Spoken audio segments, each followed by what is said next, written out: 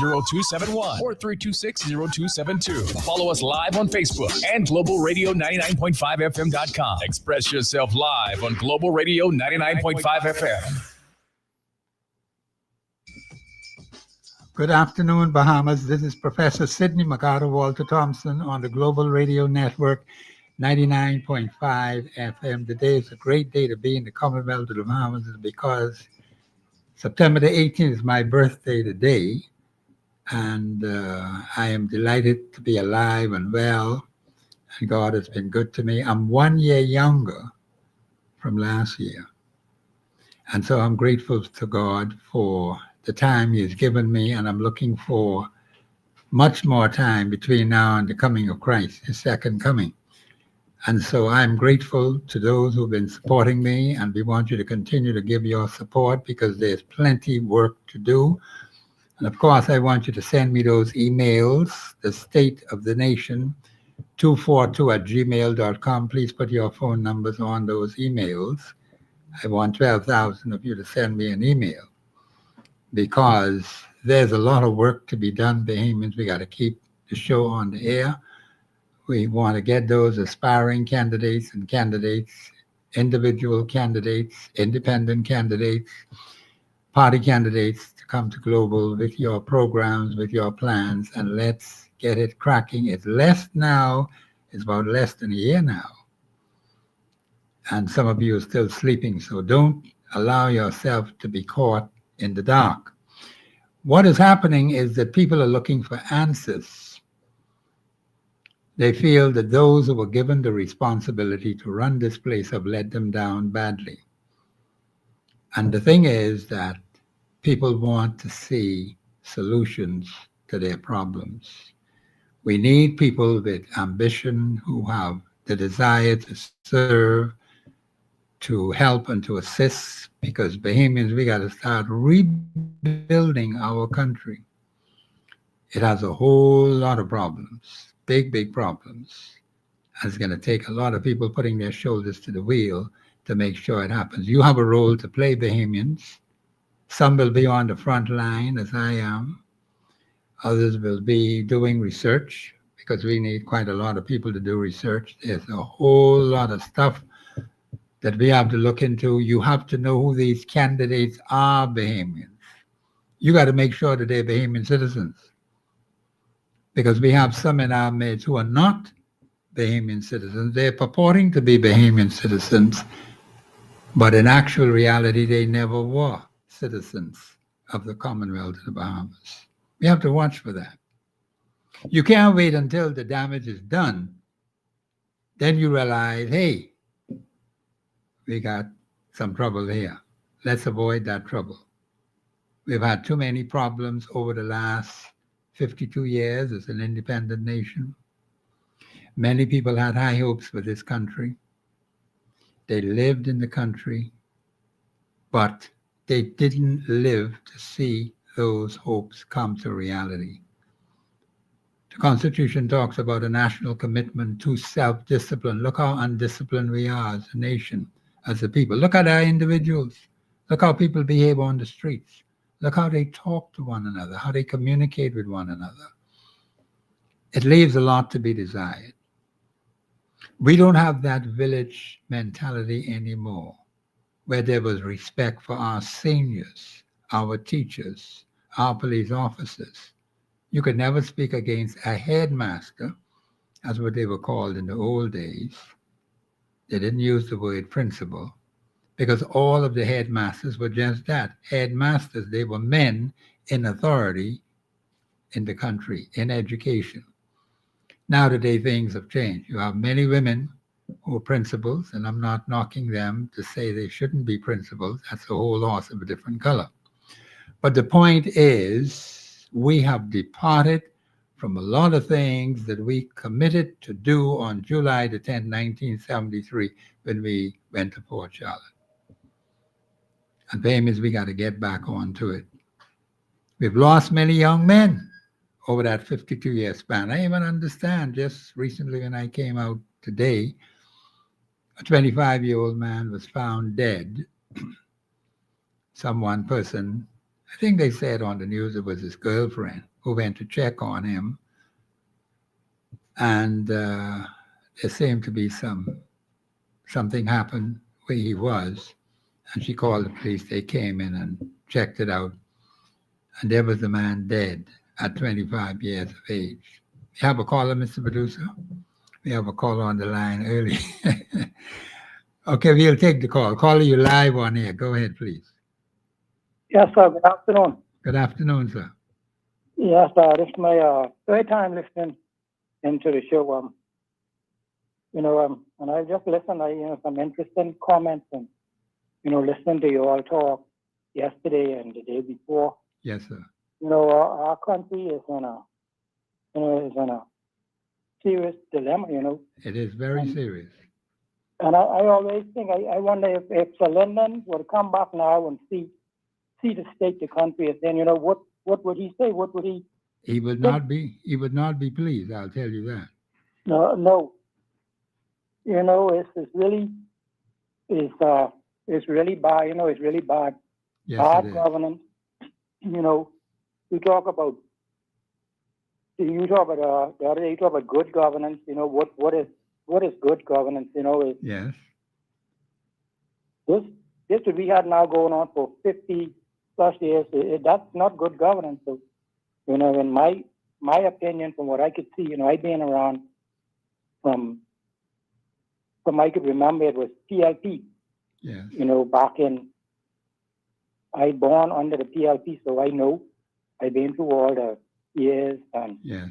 and then in '92 when it changed, I was in Freeport at the time. Well, I had to come to Nassau to vote, so I voted, went back to Freeport the same afternoon, Yes. and listened Yes. to the results. And I know everyone know the results and what happened and how the prime minister went missing. You couldn't hear him for a while. Then afterwards he came on and he accepted. It's so far from that today. On a voice note I heard yesterday. Well, not a voice note, but a message. From a anonymous caller. It was talking about it was the Haitian talking about the Bahamas, Bahamian. They're so bold with it. He said, yeah, we have we have the country in our hands now, and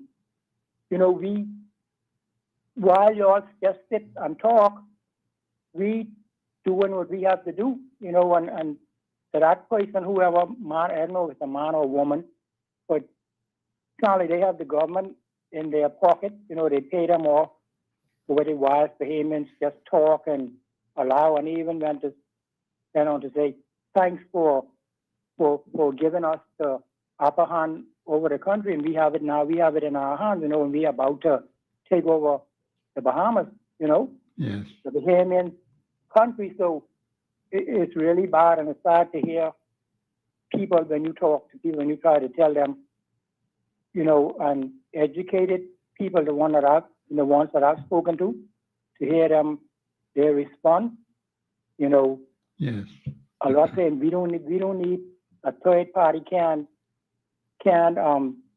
we don't need a third party, but all it takes to have a third party is for everybody to vote for the third party, right? Yes.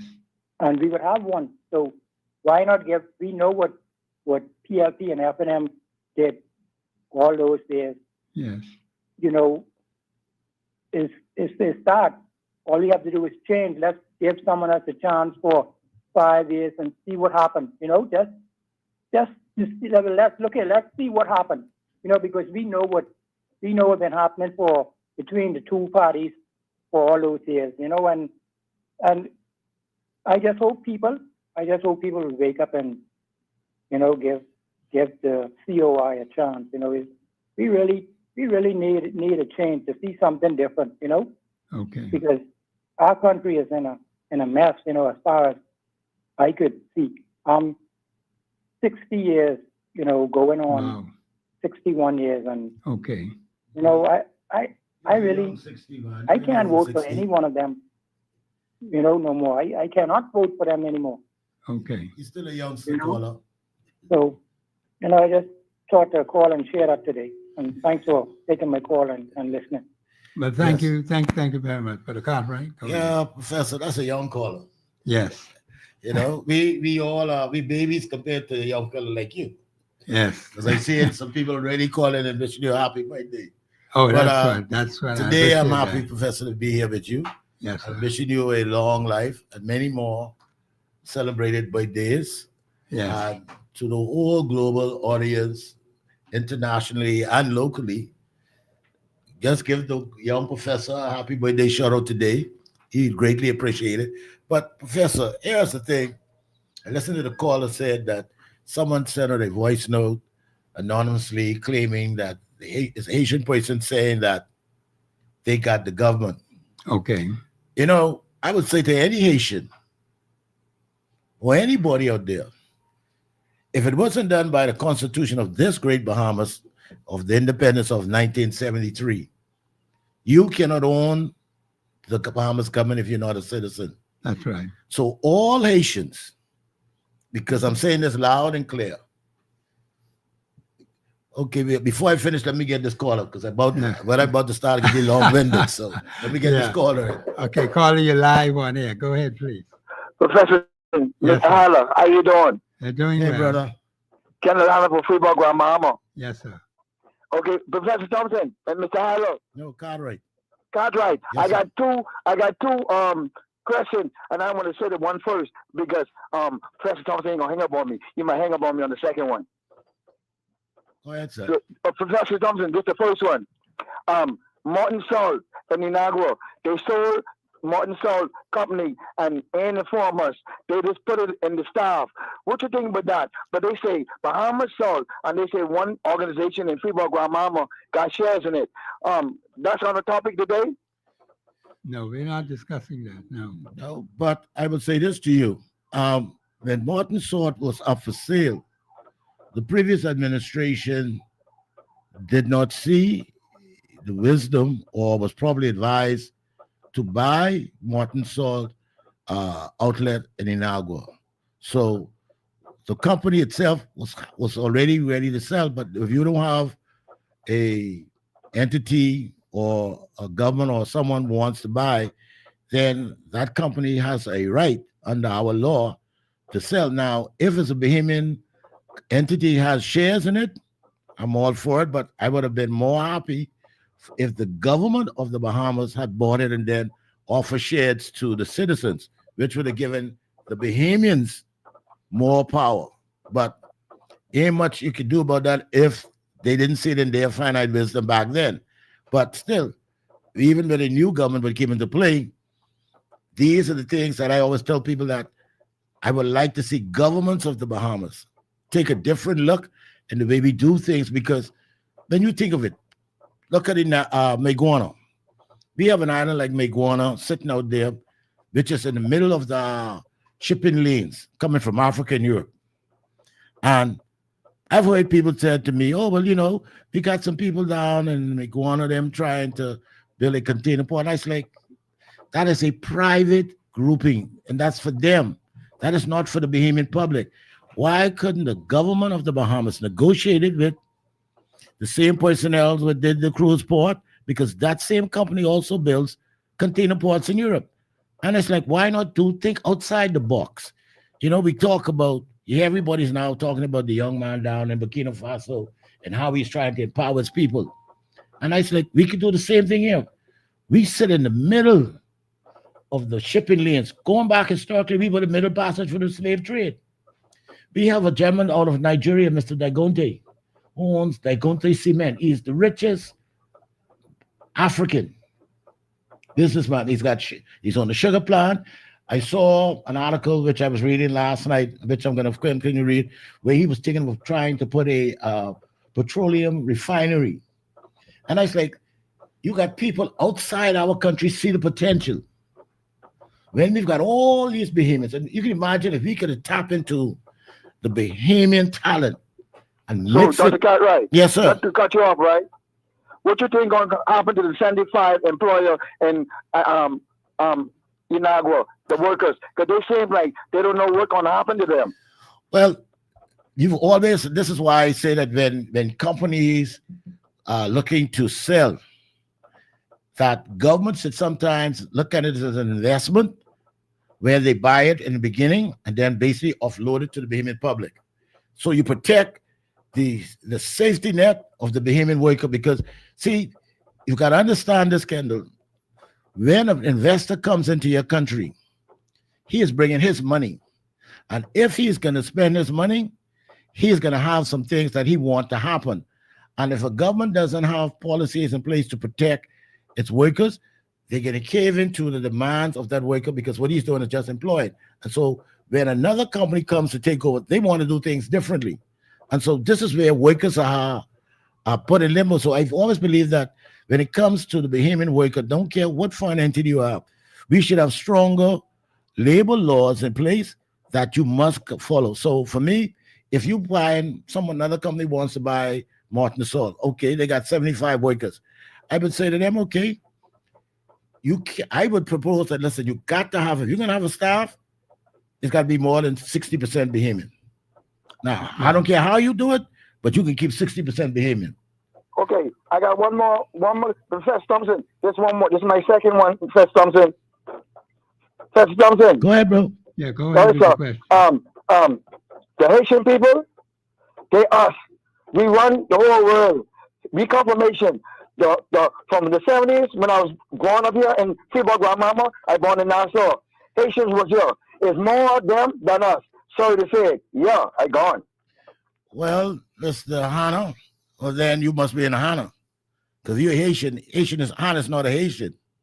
And if you do your ancestry background check, I think you like conch salad.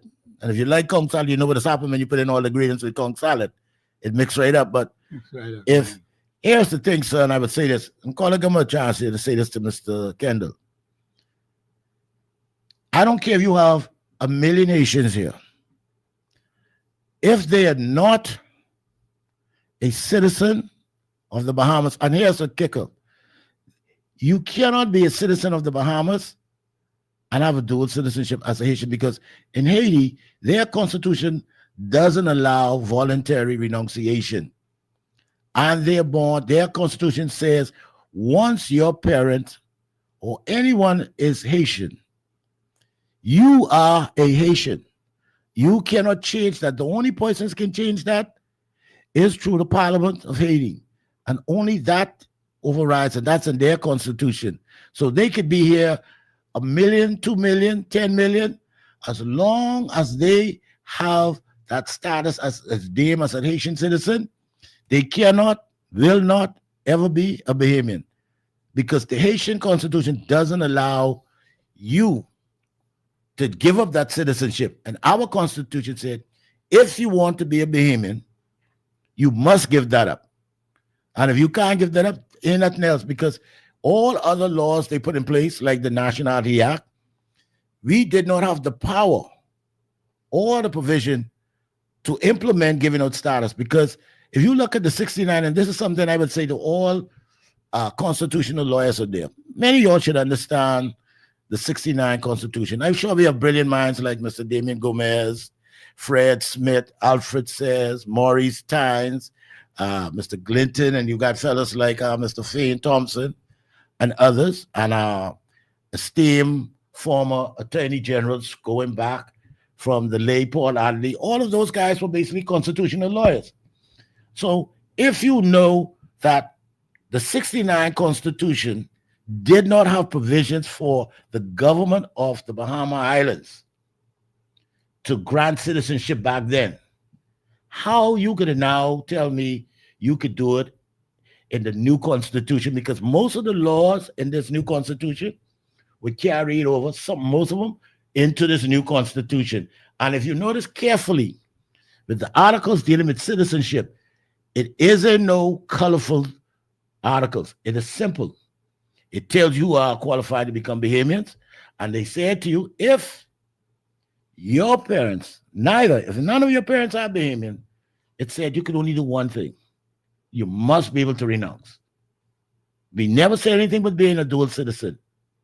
And it goes down further in the Article 11 and 12, where the Governor General steps in. And if you can prove to the Governor General that that person, it says, if that individual is a citizen or given the rights as an ordinary citizen, whether voluntary, naturalizations, all of those things, except by marriage, that person automatically lose their Bahamian status. So all of this hysteria about Haitians and stuff, far as I can say, they only Haitians. They're no different than any other nationality who's a non-Bahamian. So I don't have no fear of them. I would like to see my government put a more restriction moratorium, because when you start to say these people come here to work, okay, let me find out which field of work they're going into.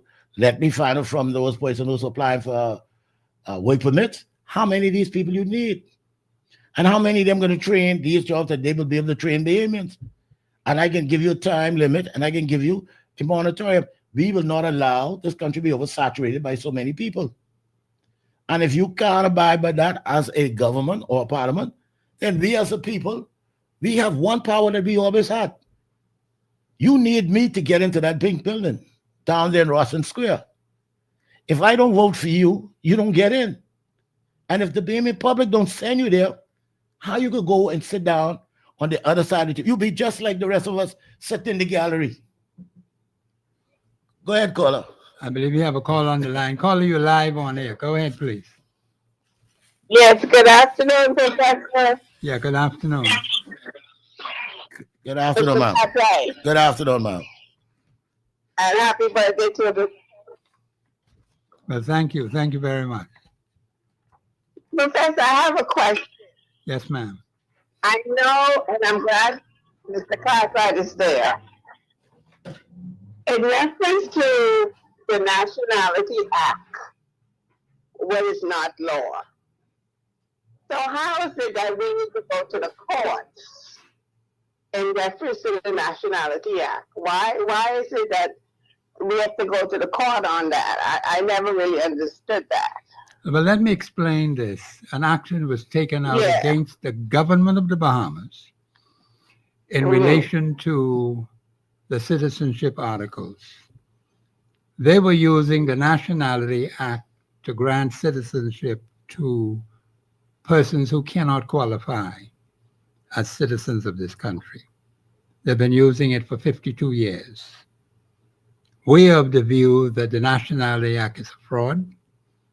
It is not constitutionally sound. It was never approved by a referendum because, it purports to change articles in the Constitution, which can only be changed by a referendum. And I think people need to understand that. If they're not changed by a referendum approved by the Bahamian people, that's the last point in actually there are three. First, it goes to the House of Assembly, passed there by so many votes, I think 2/3, 3/4. Yes. Then the same thing goes into the Senate. But after it goes to the Senate, it must come to the people. Now, we don't have any record whatsoever that Nationality Act went to the Bahamian people on a referendum. It's not there. That's the problem that the country is in now.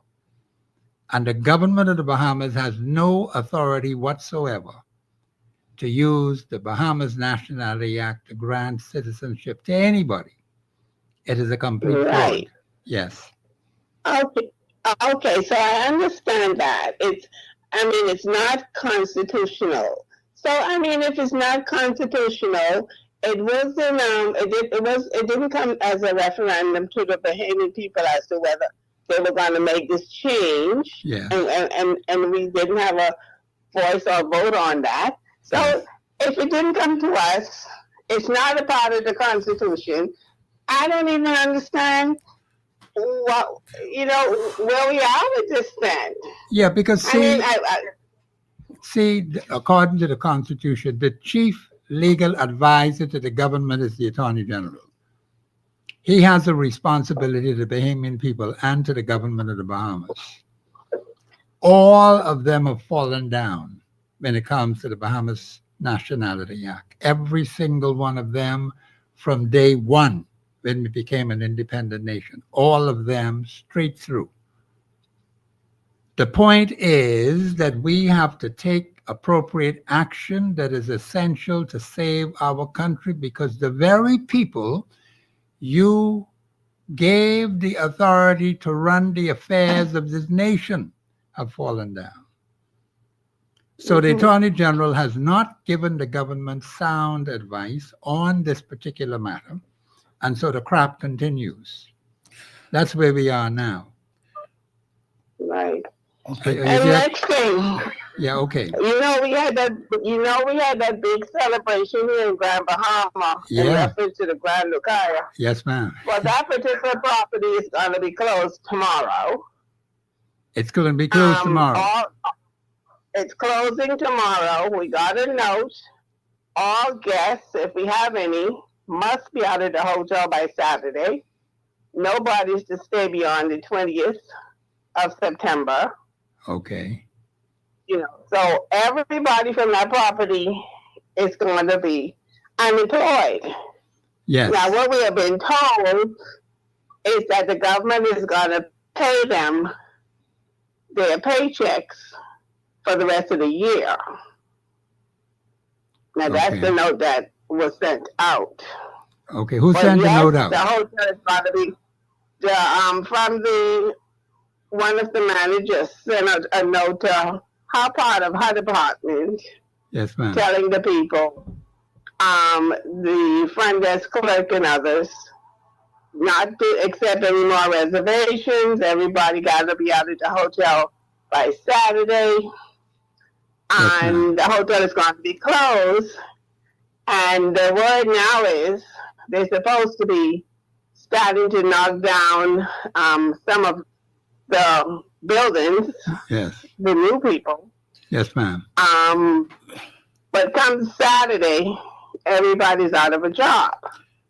Okay. Now, Mr. Davis, this is going to happen because he was here in Freeport, and him, nor his deputy, nor Foreign Affairs, none of them would come on and say to the Bahamian people, this is what's going to happen. Yes, ma'am.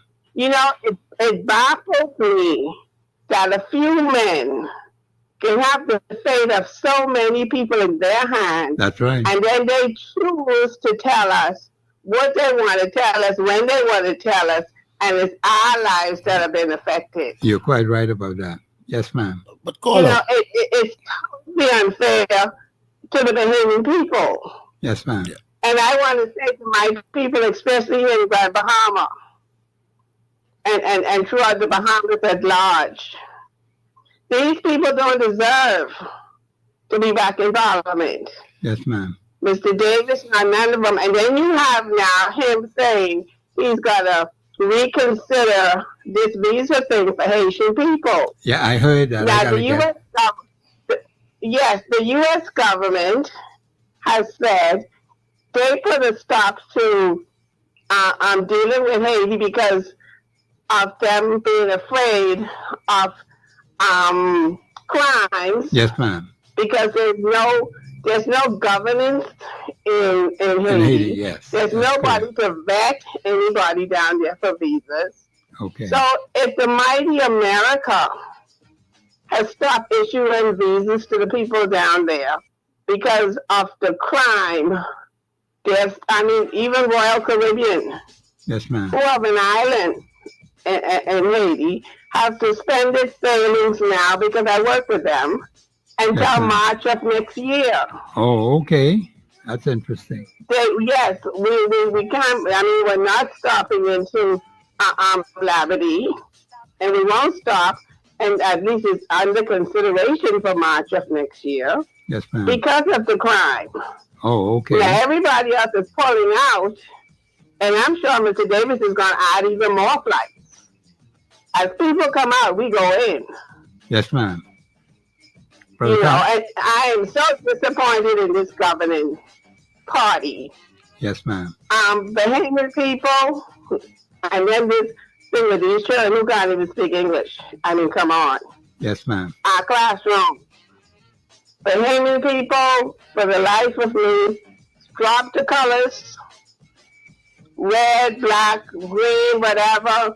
We have to save our country. We certainly have to do that. Country over colors. Yes, we ma'am. need to come together and vote for our children and grandchildren and yet the unborn. Yes, ma'am. And you see these Haitian people now, I got this and I got that and we is this and we that. We need to change in this country. We need a massive deportation in this country. Caller, I have to get to a break, but I thank you very much for your contribution. Thank you very much. Yeah, thank you very much. Okay, she had a lot to say, but Carter, I'll let you comment on that after the break. This is Professor Sidney McCarter, Walter Thompson on the Global Radio Network, 99.5 FM. The lines are open 326-0272-813-0271. We'll be back after the break.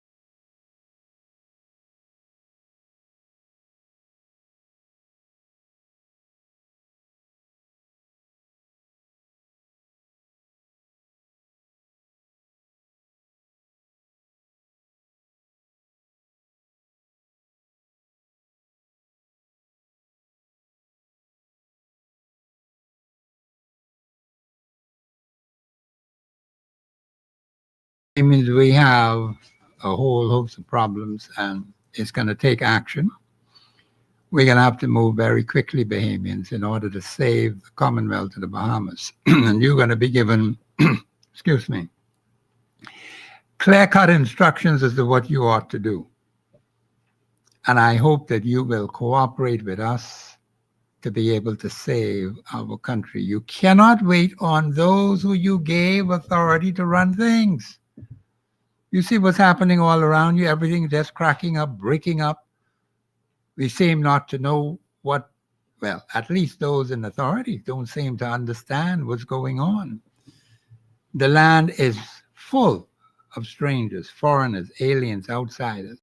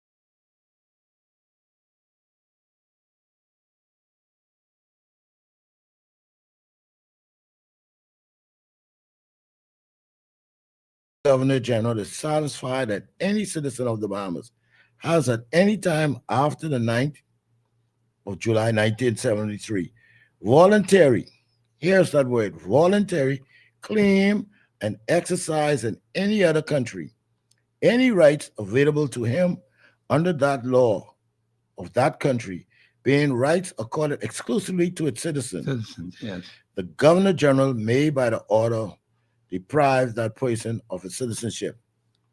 Well, if that's the case, all children born of Haitian parentage, when they're born, they don't have a Bahamian passport.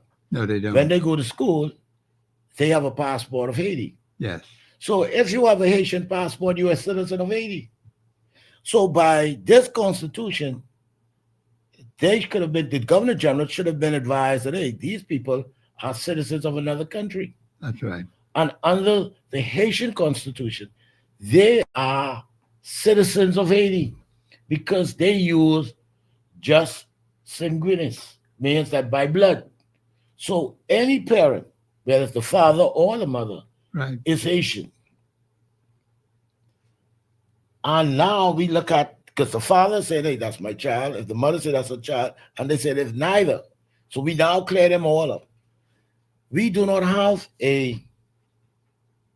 what we call a permanent residency act that is properly enacted. So if someone is born of one part parent being Bahamian, one part parent being Haitian, we still have a dilemma because here's the reason why. Because your father or mother is Haitian, their citizenship is passed on to you automatically. So it doesn't matter. So now what do we do in a case that whereby that the mother is married to a Haitian man or vice versa? That child, father or mother, is still a citizen of Haiti. Your mother or father who might be Bahamian, now what that makes you?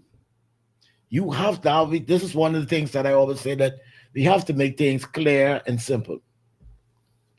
So when you look at all of these things, because we turn around, there's but people born here. Born in the Bahamas doesn't grant you that right. It doesn't. Because when you go to pick up your passport, The first thing they look at you get your passport, but they ask you, you get an application form. You fill it out. Then they ask you for your parents, then birth certificate.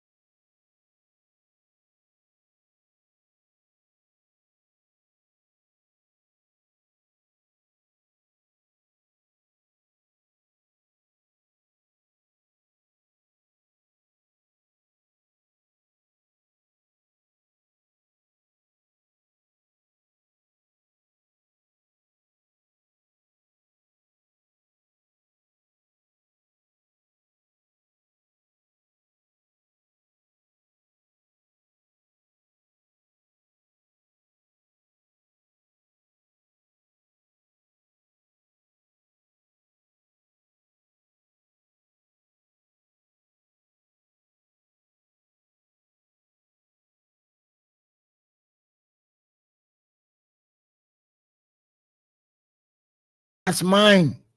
And that's what y'all got to understand. You don't come into my country and make demands of my government that displace my Bahamian brothers and sisters. I could never do that in Haiti. You know, it's so funny. In Haiti, they got more rights than we have here. Do you realize that in Haiti, the government, under their constitution, from preschool to high school, that's free education. So all the stuff they've been telling us in the past that we don't get, they have it.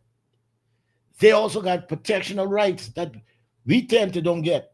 So all the things that we've been looking at, it's like, whoa, we've been basically been bamboozled and been basically misled. Yes. Yes. I believe you have a caller. Yeah. Caller, you live on air. Go ahead, please. Caller, you there?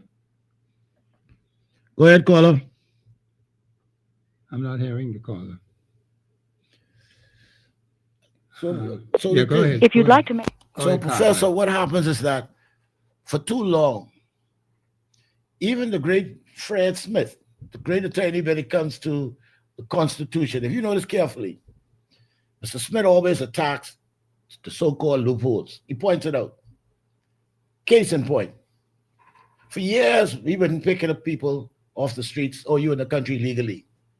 What we were doing, we were rounding them up and we just ship them out. But that's not the law. The Constitution said every man has a right due process in court. So what we've been doing for 50 plus years, we was in violation of the law. And if we're a country of laws, why don't we just follow the law? So when you pick them up, you take them to the courts, you charge them. And once you done charge them and they didn't do whatever the court decide to do with them, you put them back in the detention center. And we now realize that the Immigration Department signs off on a 90-day deportation. We saw a case just a couple months ago where a gentleman was sentenced and went to prison, spent his time, and was supposed to have been deported. The authorities signed off on a 90-day deportation order. His attorney had to go to court after the 90 days to find that the man was still in prison. The judge had to make a ruling and say, no, you have to release him.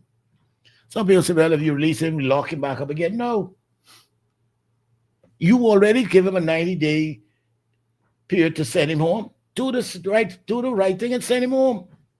You don't need to wait till you get so many people to send him home. The next door neighbor to Haiti, which is Dominican Republic, they already sent over 200,000. We just have a couple hundreds of them and we don't take action. Here's how simple it is, Professor. And these people say, oh, but people always talk, they say, here's simple solutions. If you cannot prove to my immigration department that you have a legal status here, my brother, next day on the next flight home. Because first I can lock you up, carry you to court, and what ends the court, if you don't have the money to pay the fines, you do time in prison. When you come out of prison, my brother, That plane, because see, you came here. If you came by plane, then that plane is open ticket, so that means you can have to be getting back. I'm sorry, if you ain't got no work permit. Plus, I don't think we need much of a Haitian tourist here. No, we don't. Secondly, anytime anyone violates our law, see, we got to stop playing nice guy now. I witnessed this today where a lady sat on the bus, Haitian lady. The driver said to Miss, just slide over a bit.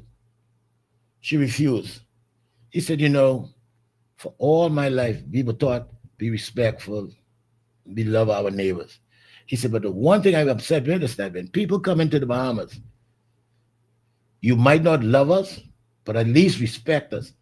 And he said, it's getting to the point where now you don't love us, and definitely you don't respect us. The woman said, bus stop, and she hopped off the bus without paying. The driver looked like he was going to go out. I said, no, bro, let her go. You just pass her the next time. But it tells you that these people who claim that they have entitlement, and I would challenge Mr. Louis George, show me constitutionally that you have a right to be here. Show me under the Haitian Constitution where you could go and renounce. I even asked the Haitian embassy, bring documentation, call in. The Haitian pastor, you all call in. You all always advocated, call and explain what your Constitution says. Because every time I hear you all open your mouth, you all said, well, Bahamians don't like Haitians, but we build the economy. What economy? If you can't build your own country, how you can build my economy? That's an interesting question. You know, and I'm tired of hearing people come and see what bothers me. They always run out of it. Oh, Bahamians lazy. I've heard that too. And I said, okay, I'd rather be lazy in my own country than to be lazy in going to somebody else's country That's right. where they don't want me. Yes, And I think we need to start we need to have limits on work permits. you have to. See, the governments of the Bahamas look at easy way to make money. And sometimes easy way of making money is not a good thing for the country, because what it does is it oversaturates your country and it hurts your country economically, because the money that they make, they send out. For me personally, if you're working in the Bahamas and you sending money home, my brother, my philosophy would be every $300 you send, you pay X amount tax. The more you send out my country, the more tax you pay. Right. This is no longer being Mr. Nice Guy no more. I believe. Yeah, we got a caller. It's starting to get wake up. You have a caller? Yes. Caller, you're live on air. Go ahead, please. Hi, Professor. Yes, ma'am. You see what we will be faced with if they take over this country. Yes, ma'am. And I think what the government needs to do, if they want to come, let them come, right? But what they need to do is charge them a $1,000 fee that the immigration department holds on to, and you only get that money back once you leave this country. Okay.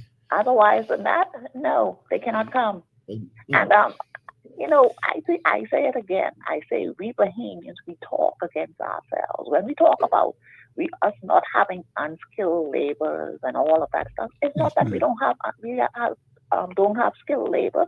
It's just that people don't want to pay Bahamians their worth, and we need to stop saying that. Yes, ma'am.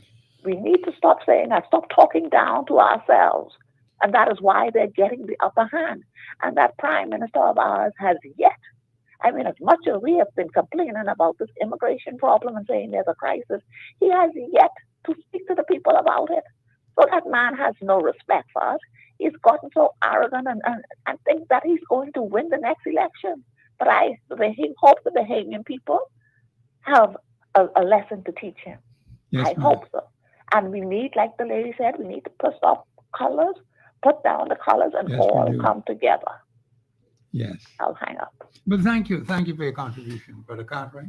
You know, I appreciate the lady's call, Yes, but my thing is this.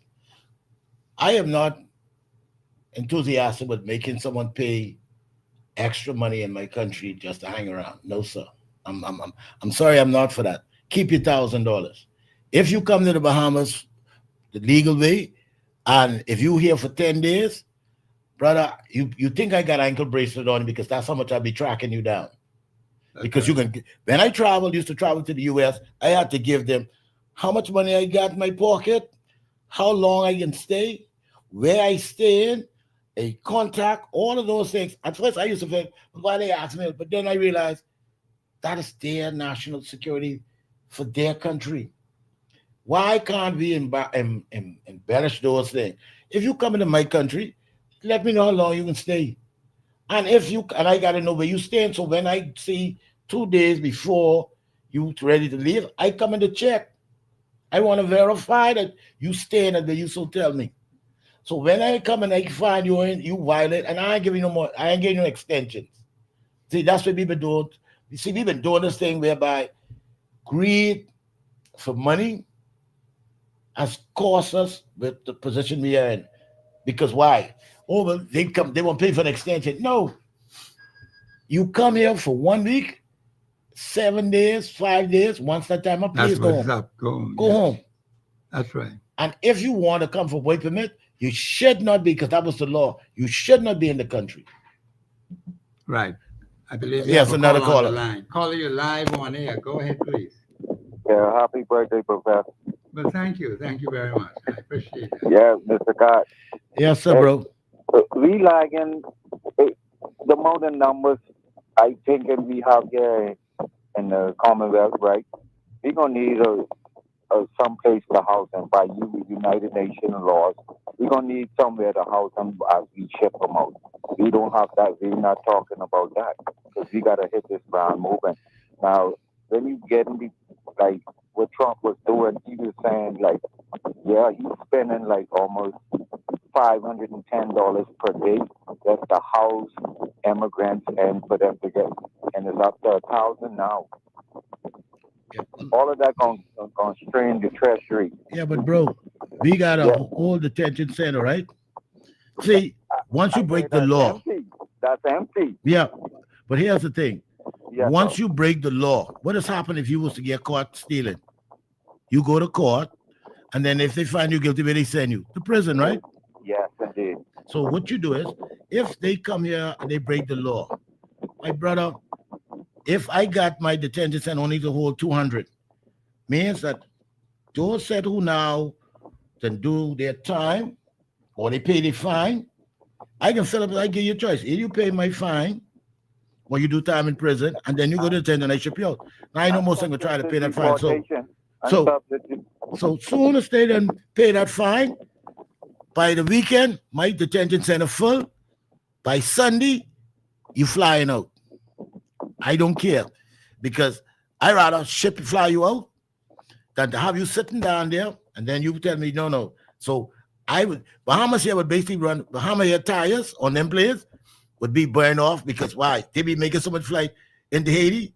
The Haitian people say, but what happening? Yeah, be dropping off. They drop off and come back. Drop off and come back. And where we can contribute into it, we renting illegal immigrants. You go to Freeport Power, they handing them like this. When I was in the States, I got kids up over there. I had to show some form of social security number, some form of a legal, legit ID. Yes. And I think we're going to have to replace it. We're going to have to renew these passports, because under the last two administrations, we gave away a lot of those passports to foreigners. And what I'm hearing from the United States, they caught a very large amount that has been already deported under their regime and came back into the U.S. with Bahamian passport and visa. But that's what the states are stressing us out about now. Yeah, but bro, here's a joke on that, right? Yeah. They went to the U.S. on their Haitian passport, overstayed and get deported, right? Yeah. They then sent them back to Haiti, because they got Haitian passport. They can send them back to Haiti. But I don't call people fools or stupid, but the not so smart don't realize that the United States has been using biometrics for years. And I reckon it's too. Their fingerprint and all of that. So when you go and you come to the Bahamas and you pay for a Bahamas passport, that same fingerprint is on that passport, because once they give you, remember now, they tell you stick your thumb and you put it on, and it's basically in the new e-passport. So what you think will happen when you hop on the plane? You go to, not hop on the plane, but when you get to the airport and the U.S. Customs, you push up your passport. All of your fingerprints still there, so they know you could have a Bahamian Chinese. Your fingerprint's still the same. So if you get catch re-enter into Bahamas again when you already been deported, that's the easy part because the Yes. state will say you're gonna be incarcerated in jail for the next 10 years Yes. if we catch you back in the country. We've not been explicitly explaining to them No. that. We've been taking this easy, laid back. See, when you're looking at your border protection, you got to have stiff penalties for those who are going to violate it. Right. See, if you don't have stiff penalties, people are going to take advantage of the system. And then what you do is to say to them, listen, your country's law, your country's constitution says this. I cannot override your country's constitution. Now, if y'all don't bring changes, that's on y'all. But my constitution, as the leader of the Bahamas, I follow in my constitution, and that's the law. Now, tough for humans say, oh, you're xenophobic, you don't like my brother. It ain't about liking, it ain't about loving nobody. It's about listening and following the law. See, if you listen carefully what the Prime Minister say, when you put him in a corner, sometimes we're a country of laws. So if we're a country of laws, my brother, what we supposed to do? He's a criminal lawyer. Yeah, but hold on. But here's what I'm saying, right? He said that we are countries of laws. And what leaders do?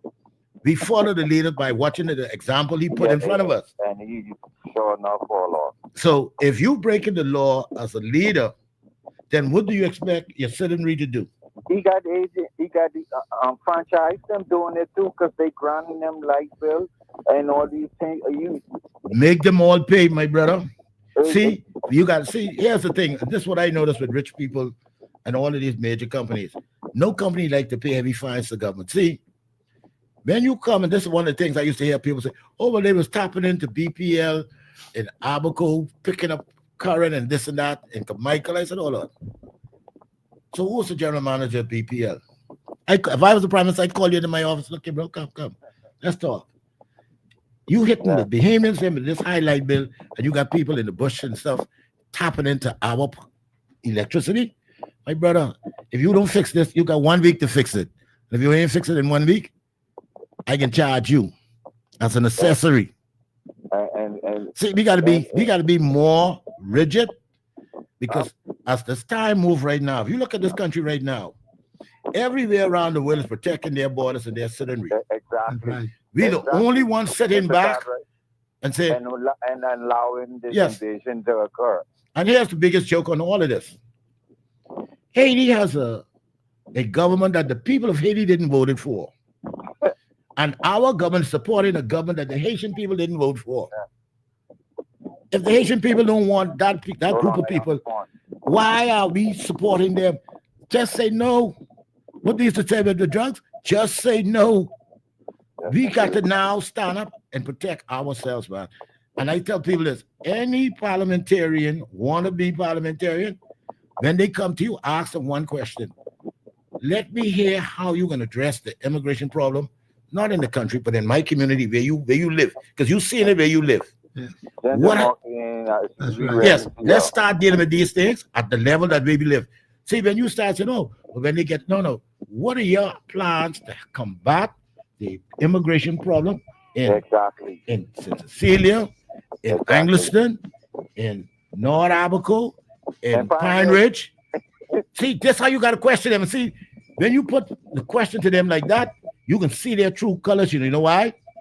Because they can't tell you a lie. They can have to tell you the truth. See, because when they come to you, they can always say, well, the party is going to do this, and this is what we have planned. No, I don't want to hear what the party doing. Because I go to many parties in my lifetime, and they don't turn out to be what I expect to be at the end of the night. So we ain't into that. Who gonna represent us yet? And I don't think Ginger have a good chance in finals. Yeah, and she got them loading it up, and this administration is just bringing them in below. Don't worry, but here's the thing: what you do. 15 million is a lot of people. Yeah, but here's what you do to them. House 15 million of them. Yeah, but here's what you do to them. And that's something I used to do when I used to be working the polls and stuff for campaign. When I don't go to your house a couple of times and I see you, I wait for you, I make it, and when you come in there to vote with your voter's card, I say challenge. And they ask me, I say, man, I've been to this man's house. I've been to her house, never see her. I don't believe they live there. I don't believe there's a Bahamian. See, they will have to prove that I'm wrong. Yes, indeed. And this is how we got to start. See, so the late Sir Lyndon said this a long time ago. Bahamians, if you do not fight for this country, you don't deserve it. So, They still believe they could own properties here. man, I keep telling people. And the poor that got them doing, getting up all type of and permits to build and buy property, See, and ain't advising them to know that they can't own that because we don't have a dual citizenship. We've been very lackadaisic in protecting this place. That's why I always tell people that I just be glad sometimes to get away from this rock and go to Long Island, where I could sit down in Long Island and I ain't got to worry about hearing no other language but English. I like catching crab. Yes. Big guy. All right. Yeah. I can listen to your guy. Okay. We're going to go to a break now. Yes. We're going to go to a break. We'll be back after the break.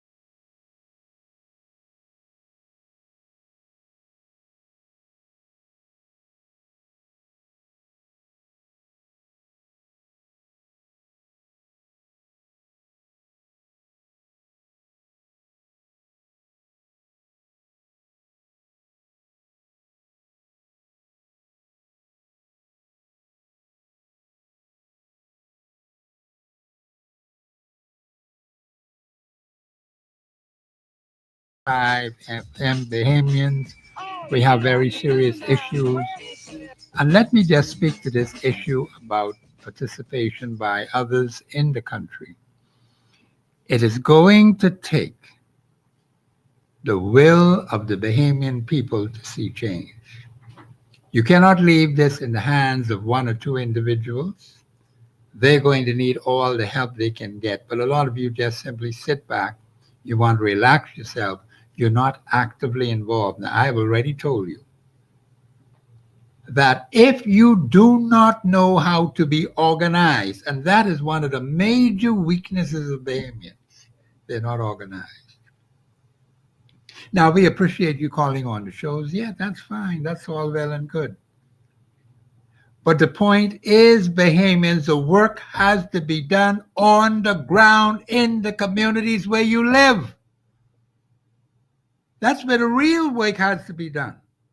And I told you, we're going to have to do that. And it's going to take your cooperation, to take your support, it's going to take your backing to make that a reality. You just can't sit back and say, oh, well, that's a good show, that's a good program, and that's it. Bahamians, we need your support, we need your sponsorship so we can get the job done if you give us the opportunity to do it. That's what we really need in this country. If those elected have fallen down, well, then, Bahamians, you got to do something about it. And I understand the cries that people have out there, but if we're not organized to take appropriate action that is essential and necessary and doing a deal with me, I go unconstitutional. Might as well tell you that right off the top. That's the only way you could defeat all this foolishness and this nonsense that we have. And plus, you got to remember, you have to have God on your side. We made a solemn commitment to operate this nation in the fear of God. July the 10th, 1973. People are forgetting that. And we have drifted so far off from those hardcore Christian values and the rule of law. We have to get back to those things, Bahamians. See, God's going to let you self-destruct if you don't take this matter seriously. It is very, very serious, Bahamians. I don't tell you, send me 12,000 emails. Because we need your strong support, Bahamians. Put your phone numbers on those emails.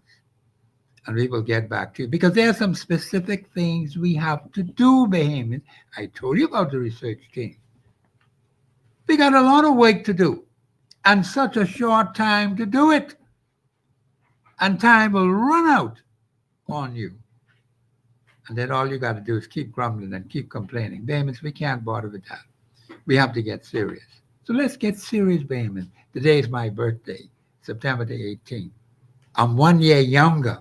I'm ready to work, Bahamians. I want to work because we've got to save this country. I see many thousands of young people out there. And we have to help them, Bahamians. They have to have a future. But if you sit back and do nothing and just grumble and complain about who ain't doing this and who ain't doing that, come on, Bahamians. When evil flourishes, it flourishes because good men and women sit back and do nothing. That's what causes evil to flourish. Because we don't have a buffer against it. We have to fight it, Bahamians. We got all kind of authority in our Constitution to fight evil. And we ain't doing nothing with it. We're just letting it sit there. Now, there are some who have understanding and who just sitting in the dark. Well, you have to leave them there, Bahamians. We got to move on. We can't cry over milk that's spoiled. You can't do that. We have to get serious. And Bahamians, as of today, from the 18th of September, let's get serious, Bahamians. Send me those emails. The State of the Nation 242@gmail.com, and I will specifically tell you exactly what you can do in terms of giving us the support that is essential and necessary to overcome this problem, Bahamians. You see all kinds of things happening, just like the country's gone wild. All I see is a bunch of strangers and foreigners and aliens and outsiders in this country. And no one seems to know why. Why are they here? What are they doing here? Bahamians, this is very serious. The lines are open 326-0272-813-0271, Brother Island. Yeah, Cartwright. so funny, Professor. Yes, sir. This Constitution, the independence of it became our Constitution. We have every year you hear them bragging, but we got so many attorneys at the bar. Many attorneys at the bar. Yes. And I would have figured now, after 52 plus years, the Bar Association would have basically, to make their jobs easy, would have advocated to the Parliament, make this stuff available, taught in schools, so that the citizenry understands their rights. But if you listen, watch carefully, right? We've been talking about this now for a year or so. Well over a year. We have not seen or heard from any, whether senior member or any member of the Bar Association explaining to us how is it that the Nationality Act, which was passed using the 69 Constitution of the Bahama Islands, Yes. where in that Constitution of the 69 Bahama Islands shares that the Bahama Islands had the power to grant citizenship. Yes. That's a good question. That was only power was given to the British Parliament. Yes. No Bahamian Parliament could grant citizenship. And they turned around and they said, you can only deal with this after July 10th. 1973. Yeah, So, they did. Yeah. yes, let's I take this believe we have call. a caller on the line. Caller, you live on air. Go ahead, please. Hey, Professor, what's going on, man? Yeah, I'm right here, man. I'm trying to get Everything- this thing out to the people. Yeah, man. All right, this is Glando. Done your guess. Yes, sir. Yes, Four sir. people defender. Been a long time. Right here, my brother. Everything good? Yeah, man. All right, I just listen. starting to get wake up now. Man, look here. I'm calling out the lawyers now, man. I'm calling these lawyers who've been sitting on their hands all day long. You gotta do what you gotta do. Listen, Yeah. I on this side, right? I soon come that side. All But right. let me explain something to you. I was trying to get to one with this topic. Y'all pay attention to the head, and you knock it. Let me tell you what we need to focus on in the Bahamas, yeah. And you got to be real. And we ain't doing nothing. We're the only country right now which still catering to the people them who disrespecting us, That's Yes. right. right? That's Our correct. Constitution speaks to everything. You understand? What's facing us so? Even if you look at the little businesses, the grass businesses, Yes. they run by, if you notice, these little grass business where people cutting grass, they run by so-called Haitian Bahamians, right? You notice that, right? Yeah. You understand? Every little business where they using our name, they perpetrating a fraud, what we used to say. Yeah. And nobody want to call it out. Now let's deal with Lou. Nobody calling this man name. Make me understand something. How you come from a country? I don't know how he get. Does any Bahamian could call in and ask the professor, how did Louis George get into the country? See, we got to make him uncomfortable. I done with all of this passive talk. But Let's bro, make them uncomfortable. but bro, I'm willing to put up a petition for every Bahamian to sign against Louis George, and I ain't gonna let that fella from Abaco go who insult me, my parents before me, you, the professor, that man Kaiser so. But he was host on Eyewitness News. see, So let's make them professional. There got to be something we could do what the Constitution say do to get them out of the country. Because once we put them in court, we know they cannot present nothing to say that there's Bahamians. So why this man speaking on our behalf? Please, somebody on that panel, which you have right there, explain to me well, how a man could be an advisor to the government of the Bahamas that came from another country. yes. That's an interesting But you know, question. bro, here's the thing, right? I always laugh and I tell people, I said, governments can do policies and hire who they want, right? That's in their purview. But my thing is, I always said, but when your advisor isn't speaking to you based on constitutional matters, because That's a conflict, right? that's a conflict. Big conflict. That's, to me, that's a conflict. And nobody, here's the thing. I would what's like to bothering sit me, down. And we have an opposition. We have somebody in opposition, right? Yeah, but a lot of them guys say they're not lawyers, and that's the sad part that I keep trying to explain to fellas that They will tell you, man, you got to show me. I say, listen, you want to sit in parliament. That's what you want. Sitting in parliament is a job. Then you get up in the morning to go to work. When you go on that job, what your boss say to you, but you got to do this. Then you go to my parliament. Your job is to protect the Constitution. Yes. And if you don't want to do that job, my brother, I can always replace you with somebody else. But here's the thing.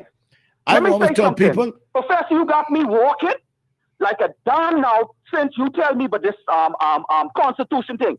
You and this man who's sitting down educating me now, I biggity now. Yeah. You understand? Now here's what I'm saying. And I mean this.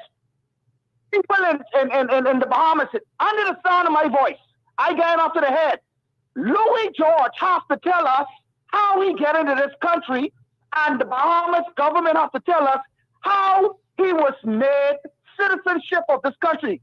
Because this man is promoting the Haitian. Haitian is banned. Vehemence, listen to me. I am glad Haitian is banned from all of the Americans. They banned. They can't use their passport. They can't use their voice. They nothing. They banned. How come the Bahamas is the only, and you're all wondering why the United States looking at us funny. There's the only country that has free air zone to the Bahamas, back to Haiti, to the Bahamas, in a war zone. Yep. Yeah. In a war zone, could somebody, Haiti, the war zone thing has not left off Haiti. I don't care what part of they gone to, it is not left. The Prime Minister of the Bahamas cannot tell you why we as citizens do not ask. Could he tell you if any leader of any gang is in the Bahamas today? And again, if you have a national that cannot tell you how his part of citizenship is, who is he advising? And that man who called my mother an idiot, stupid, they children, I'm smarter than us. If you all remember, there was a Jamaican that said something against the Bahamas. Anybody remember that? I think I remember it back then. Where he is now? Gone.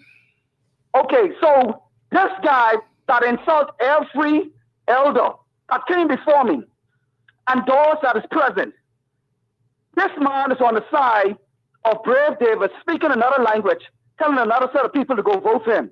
And we don't forget, we still looking at Brave Davis as the no, sir. No, Professor, the wrongest thing you do is arm me with knowledge. And here's what I'm saying this again. To all the Bahamian people, he got after the head. Louis George is from the day on. I can put something out there and the Bahamian have to sign it. I want him for somebody to tell me what was his pathway to citizenship. And see, y'all should never quote that. No, but here's the thing. They should have never tell me they couldn't renounce. No, they can't. They cannot renounce. Because here's the thing, right? If you listen to all of those guys, Louis George, the Haitian pastor, Freddie Florida, all of them, right? All they talk about is the humanitarian side. And I would say to people, I ain't worried about the humanitarian. Show me in the Constitution where it's mine, where it's yours, how you could move from left to right. If you can't, you know, and as you know, so funny, they're very slick or very careful which shows they go to. Because why? They know that certain shows they will go on will not be asking the hard questions. Exactly. I would like to sit down and ask them some questions. And I want to say this before I go. Listen to me carefully, Behemoth. Listen to me carefully, Mr. Professor. Everything I do in the States, I have to pay for. Behemoth, y'all wake us up being crazy. Yes. If I go to school, do you know I pay a different rate? Yes. If I rent an apartment, yes. Do you know I pay a different rate? Yes. If I cannot see public doctors, I have to see private doctors as an immigrant. Yes. Do you know I pay a different rate? I'm saying to you all, if they will put their children in school, make them pay for it. If they go to the class, listen. I've been advocating for that, my brother. We must provide them educated. We got the schools.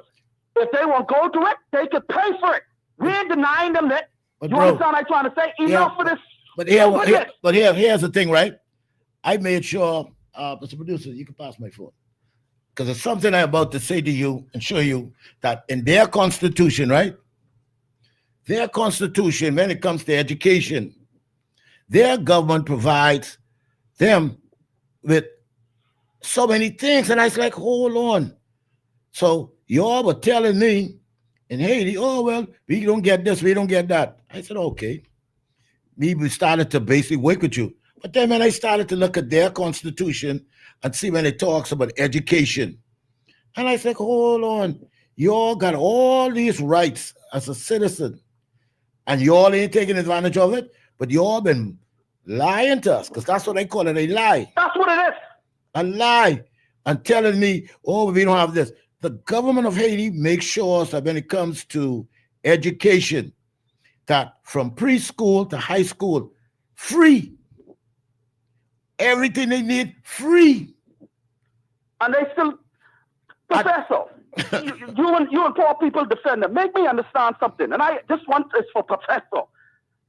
Do you know, what do you call a leader that led a different group of people in, we say an invasion.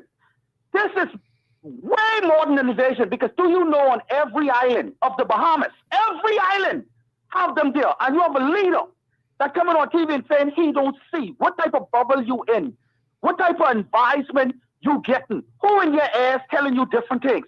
And I ain't gonna let this go. The only way I let this go if I off this earth. Somebody gonna have to tell me, how did Louis George get passed to my citizenship? Because you see, no matter what Bahamians do, if we get killed, if we kill somebody, we go to our prison. If we die, we go bury under our ground. You understand what I'm trying to say? Yes. If you want to call me lazy, let another Bahamian call me lazy. But I would be damned if I hear another person tell me about what Bahamians doing wrong. We didn't invade them. They invade us. I can say it again. You never hear a boatload of Bahamians jump on a boat, jump in Haiti, and rob them, steal from them. I tired of them sitting up on beyond the headlines. And this man talking about Bahamian system and the pastors, the Haitian pastors. I have a vibe against you too. I have a vibe against the man of God, because he's the man of God. The Bible tell you they can be a sheep clothing. Yes, wolves and sheep You clothing. understand where I'm going? Yes. I don't need no pastor to pick up no phone and tell me, the teachers them saying, oh, we having an English problem barrier, and the Haitian pastor be saying this is something that's being said for long. I don't care if it's being said before my mom was born.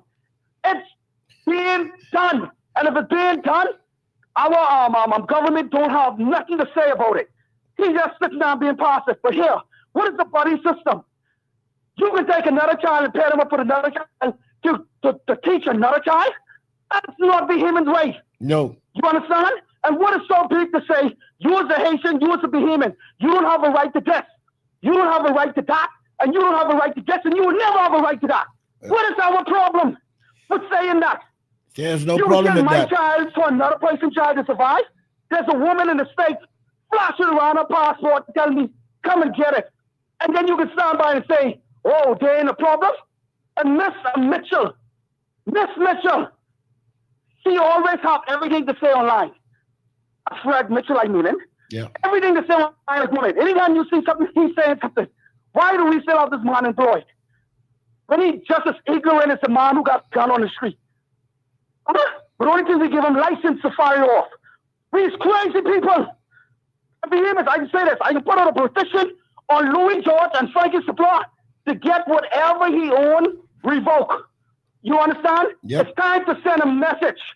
And I applaud Poor People Defender and you, Mr. Express Yourself Yourself, Professor. Respect in every aspect, because I didn't know these things. And I given you not only your flowers, 4 guns and 1 in the barrel. Because what I know now, and I can not only this, I can say again, Bahamian people, we going after the head. Louis George, we ain't gonna make him comfortable no more. I died of that. We ain't making him comfortable no more. Every talk show I can go on, every outlet I can go on, every pastor I can see, and I still don't understand. Where these Haitian pastors get this type of rights, how they get the land and stuff. It's time for us to start locking up and doing what we got to do for the survival of those who behind us. You understand what I said? And I mean Yes. that. I understand you, brother. Board, don't take Bahamians for jokers. I gone. Okay. Thank you for your contribution. See, That's Professor, Yes, as sir. I was Go ahead. looking at with the Article 30 section dealing with education, Yes. and You know, and I was like, why is it we so backwards? Because here's this, it's Section F of the Haitian Constitution, Article Education and Teaching, Article 32 said the state guarantees the rights to education. It sees to the physical, intellectual,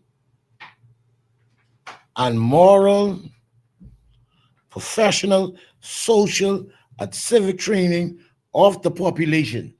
That is in the Haitian Constitution. Okay. That is what the state means, the government duty to do when it comes to education.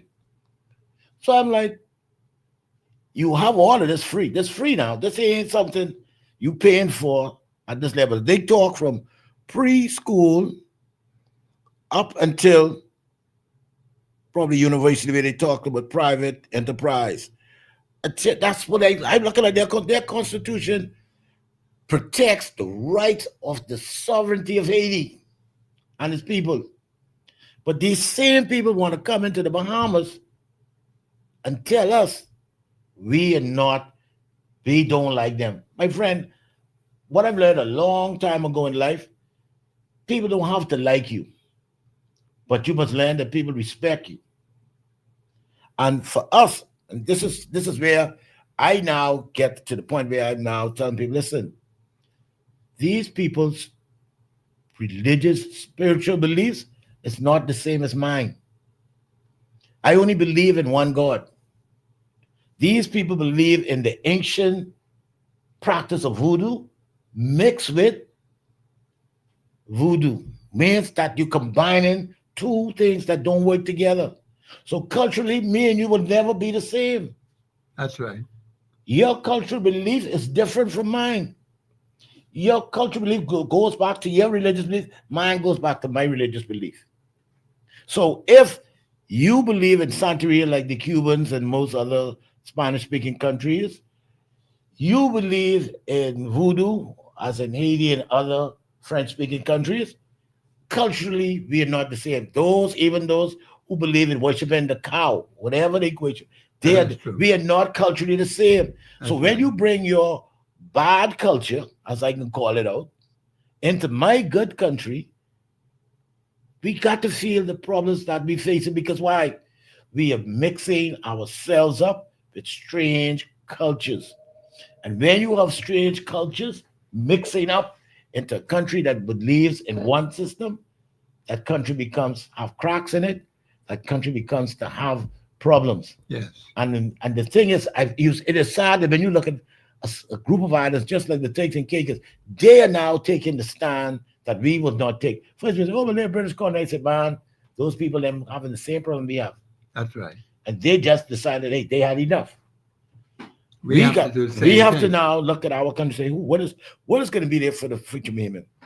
That's right. I always told people that when the former Prime Minister, Mr. Ingram, man I respected in certain areas, when they changed the laws with this real property where they were allowing foreigners to buy land, I said, but down the road, that can be a detriment to this country.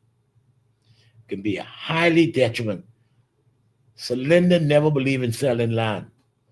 And there's never been no government who wants to take the stance and say, okay, we allowed you to buy land, and now we basically, here's what you do. And I said, okay. A friend of mine said to me, well, that's over 20 plus years, that almost 30 years, so it's tied into the economy. I said, okay, no problem. I said, here's what I do. And I would hope some politicians out there listen to me this. This is a free one I'm giving you all. Any foreigner would own lands in the Bahamas or buy land in the Bahamas, his tax should be 20% higher than Bahamian when it comes to real property tax. And I don't care whether he owns a shack or he owns a key. If he owns a key, then it could be 40%. But we can no longer run this country where foreigners are treated equally when it comes to the government taxes as me as a citizen. I agree. That is unfair. It is unconstitutional. And I always believe that slavery days are over and I ain't getting back.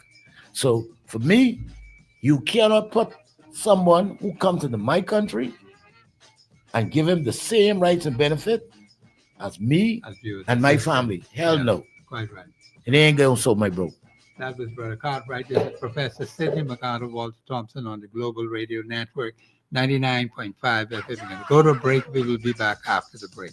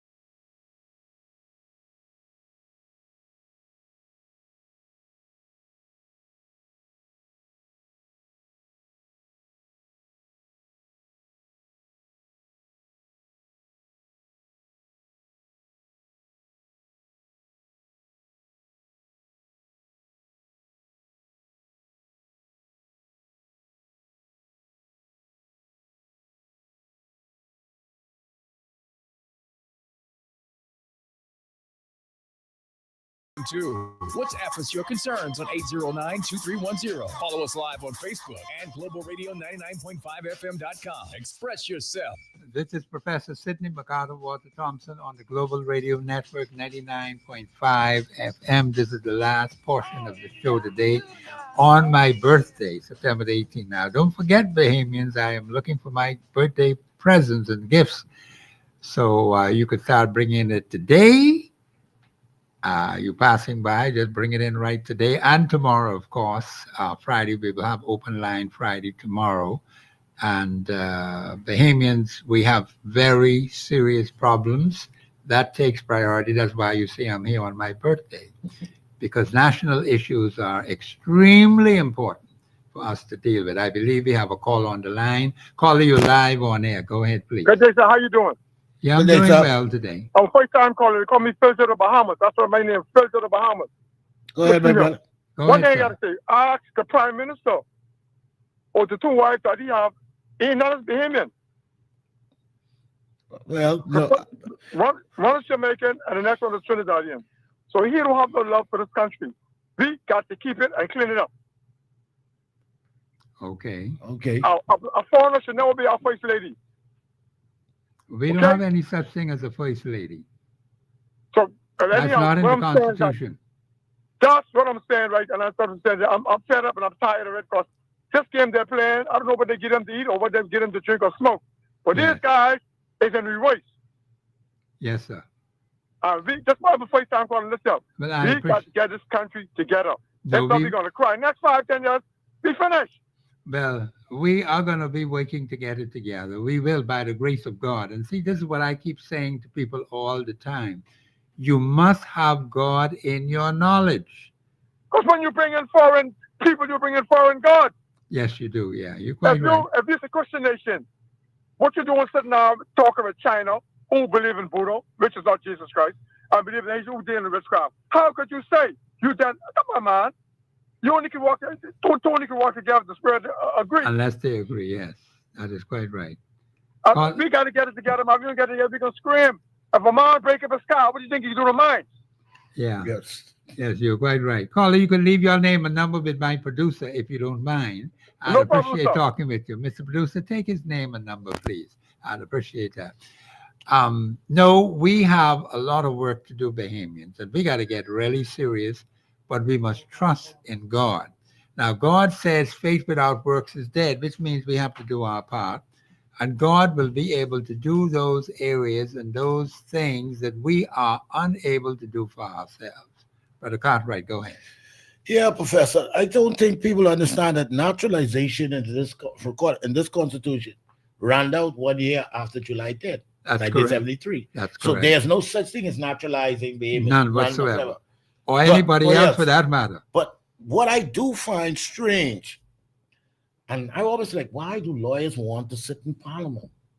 Yes. And I said to myself, we've had all of these lawyers from the late Paul Adley, did a marvelous job, but then he also had fault, didn't complete it. From Paul Adley up until the present Attorney General. Yes. They're the ones who advise the government if they're doing right in the Constitution or they outside the Constitution. Yeah.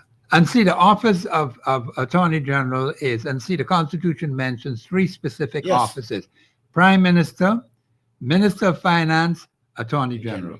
The Attorney General, according to our Constitution, is the chief what? Chief legal advisor to the government. That's what you need to understand. And you mean to tell me every single one of them missed it by 1 trillion miles? That's why we're in this crap today, because those persons who sat in that office and the one who's there now told the Bahamian people and told the government and told the parliament that they could use ordinary legislation to change constitutional law, which is not so. But that's what the man did. But you know, The same one who's sitting yes. there right now. But you know, here's the funny thing, and I always say this. We have people like Mr. Sean McQueen. Yes. We've had people like President Minister sitting in immigration, Alfred says, yes. We've had people like Sidney Thompson. We've had people like Damien Gomez. Yes. We've had men like Maurice Tides, Mr. Fred Smith, who was basically took a lot of cases and pointed out the loopholes in the system. Yes. You mean to tell me that? And then you got the Great Bar Association of the Bahamas, where all of our judges and magistrates came out of. That's right. That nobody in that institution or organization can say that what we are saying is not correct when pertaining to the Constitution. Exactly. And if we are correct, why aren't they stepping up and speaking? See, what these fellows, personalities got to understand is that if a country does not abide by its own constitution, it leads to anarchy and chaos.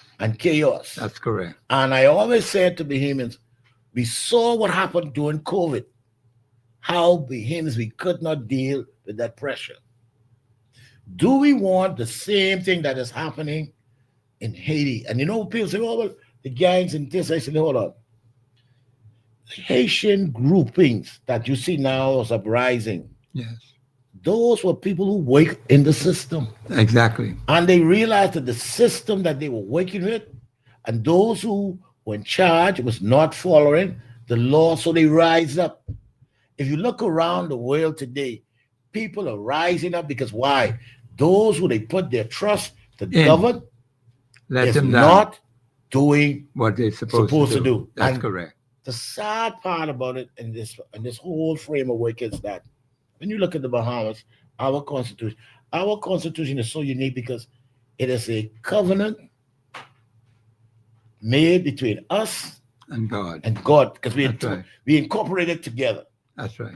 And that's why when I say to people, listen, if you look at all of the great men who put their name and signature to give us this constitution, people like the late Carlton Francis. Yes. We had religious leaders like the late Ari Cooper Sr., Yes. fellas like H.W. Brown, Yes. fellas like Charles Sanders, Yes. the Anglican priest, Reverend Thompson, and those. Yes. These were men of valor who stood and have crafted this new nation called the Bahamas. And religious leaders now have not to be afraid to stand up and say, listen, this ain't what we signed up for as a That's people. right. This ain't what we signed up for. You know, even when we look at those who now call themselves JPs, the name JP was a reverent name, Yes. respectable name in the community. Respectable name in the community. That's right. You could not go to a JP and say, listen, man, sir, I need some documents. And the first thing in mind, he said, who's your people? For your people, yes. And if he don't know them, he ain't put this name on signature or Nothing. nothing. Today, we now have everywhere you turn, just like we got bars in churches, we got people with JPs. That's correct. All over the place. All over the place. Gee. And it's like, do these people really know these people? Because we're seeing where people come in this country. You know, I used to be scared when I was a younger man. I used to see people moving through the graveyard until now. I realized that what they're doing is they're looking at names on the dead tombstone and going to lawyers and saying, listen, I want to change my name to this name. I had that experience where a woman died in Grand Bahama. She was almost 90. And she said, the police said she was a Cartwright. So I said, oh, Cartwright. Anytime I hear the name of the Cartwright who died, I check to see the lineage and the linkage. And Professor, not one of her offspring, a brother, sister, a children, none of them were Cartwrights. All of them had Haitian surnames. Right. So I said, well, how is it possible that the government would allow someone to change their name? See, I always tell people this. When people change their names to different names, they're basically doing something shady. Has to. If you are Jamaican, Chinese, whatever, if you're proud of your country, you should be proud of your name. Of course. You don't need to change your name to mine to become part of me. By your action, I can tell if you want to be a part of my country.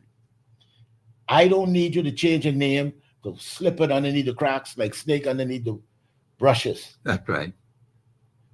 We need men of valor, women of valor to stand up and defend these archipelagos. God gave us this, you know. Yeah, he did. This is an inheritance for us.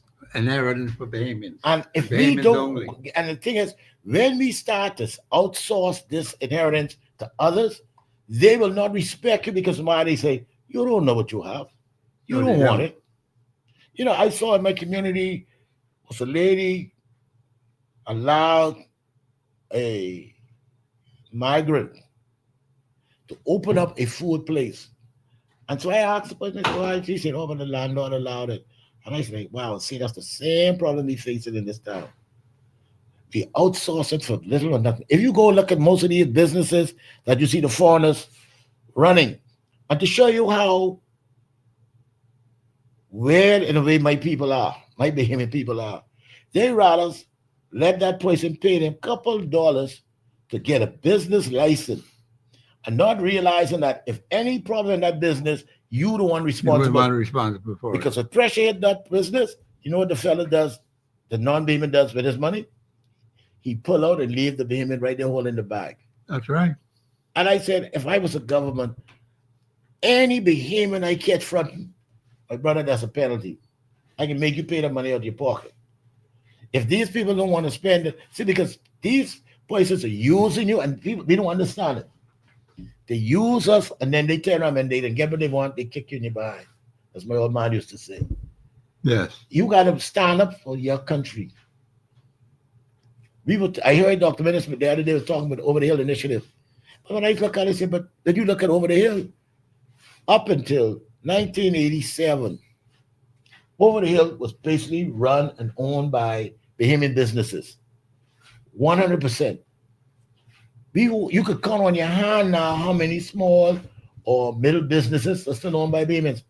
As much as sometimes I don't listen to him, but the podcast was right. I saw him on the show the other day, and he talked about how small Bahamian-owned business. And the thing is, what I would say to the podcast is this. Whether you're white Bahamian or you're black Bahamian, you're Bahamian. But we should make the playing field level for all Bahamians. That's correct.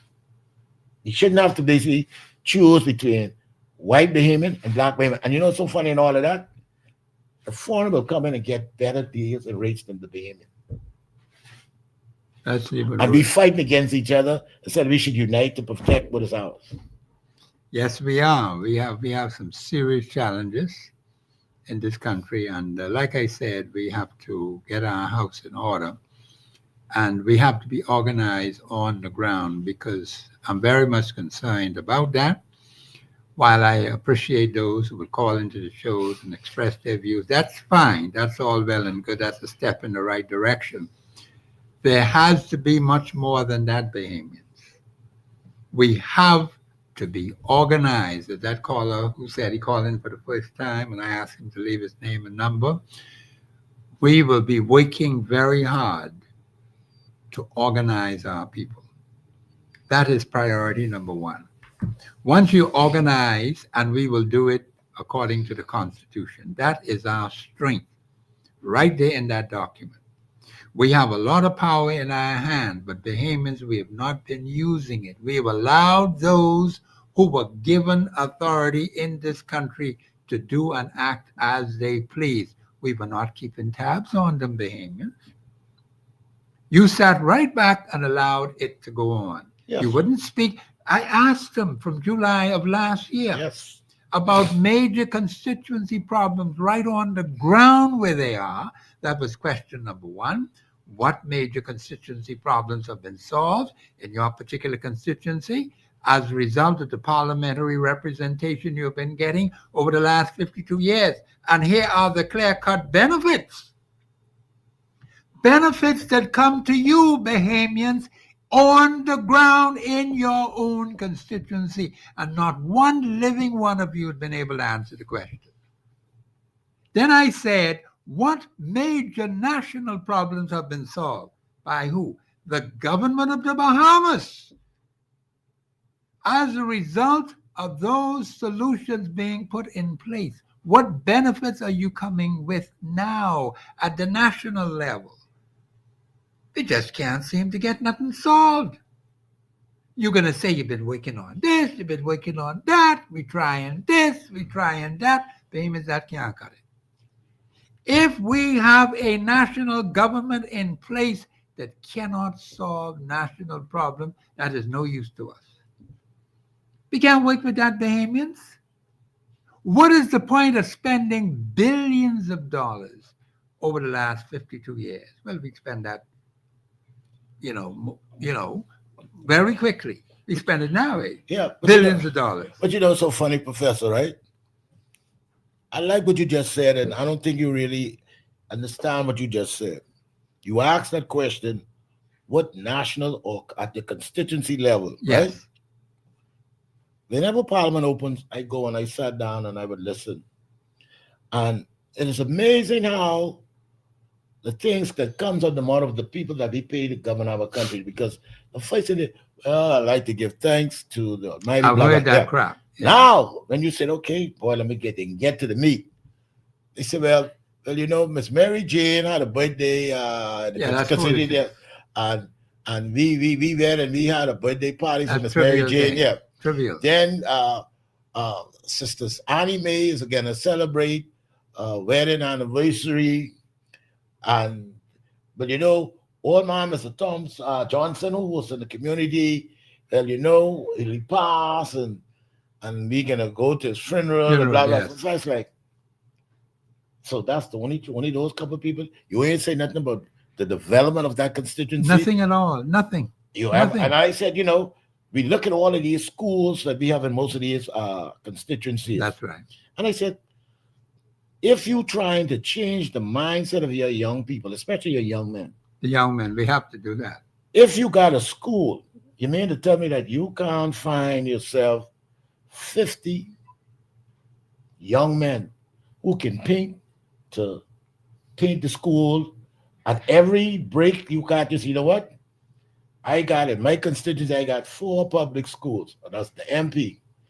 I got over 500, let's say 1,000, over 10,000 young men. Right. And I say to them, okay, when school closed every semester, a group of y'all will come in and y'all gonna be paid to do the minor repairs to the school. Of course. So it's paint and stuff. Boom. When the school closed for the summer, we can rotate it around. We ain't gonna have one set of people make all the money.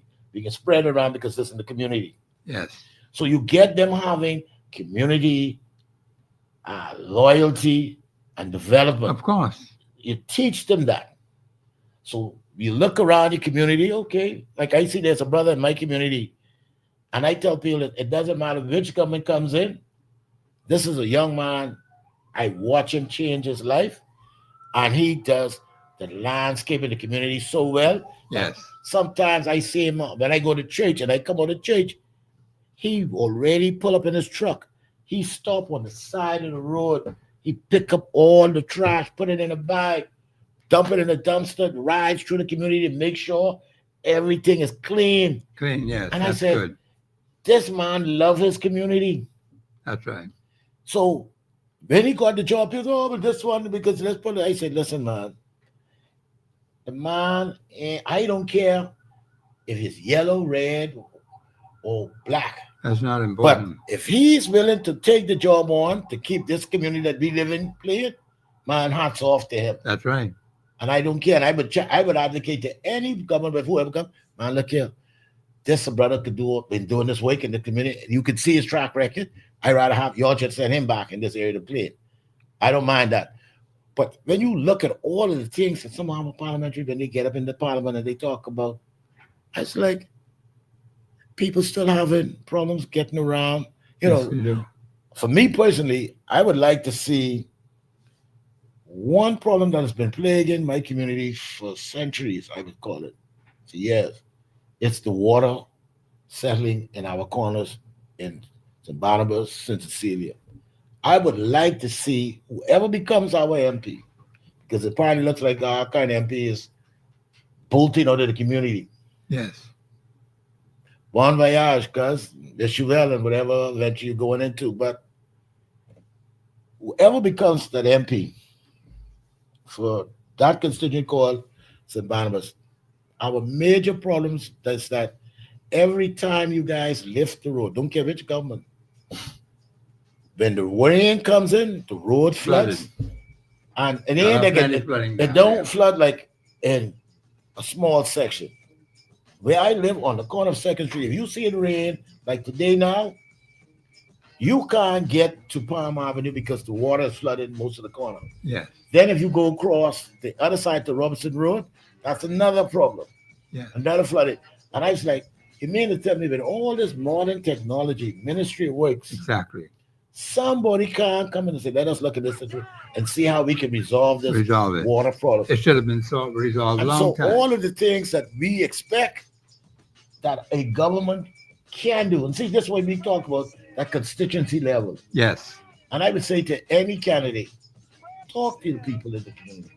Yeah, with their plight is, and sometimes they'll give you solutions. Yes, they would. And they will work with you if you're serious about building the community. Because right now, I'm going to talk to someone and see, because there's some family I saw in a home that they tear down, and I don't believe the property is theirs. Yes. But they could use some assistance and put in the structure, protect it, because there's a bunch of little children, and it's Well, sad of to course. see. And we need to take care of Yes, the and you children. have to protect the You have to future. protect the future, yeah. I think Brother Cartwright be going to come to Yes, the end of the yeah, show. Yeah. Now, tomorrow. tomorrow, of course, is our open line Friday, and the hymns we want you to call in tomorrow. Please pray for the Commonwealth of the Bahamas. We need God's divine guidance and direction. Remember, you cannot make it without God. This is Professor Sidney McCarter, Walter Thompson on the Global Radio Network, 99.5 FM. Have a pleasant afternoon.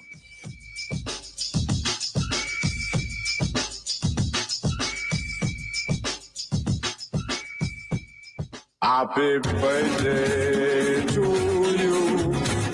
Happy birthday to you. Happy birthday. Happy birthday. Happy birthday to you.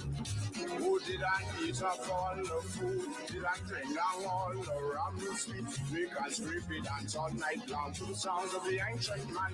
Now you done do your candle, you done look on all your gifts. We done sing a happy birthday and yet done made a birthday wish. While my mind asks a question, Lord, I wonder who it will be.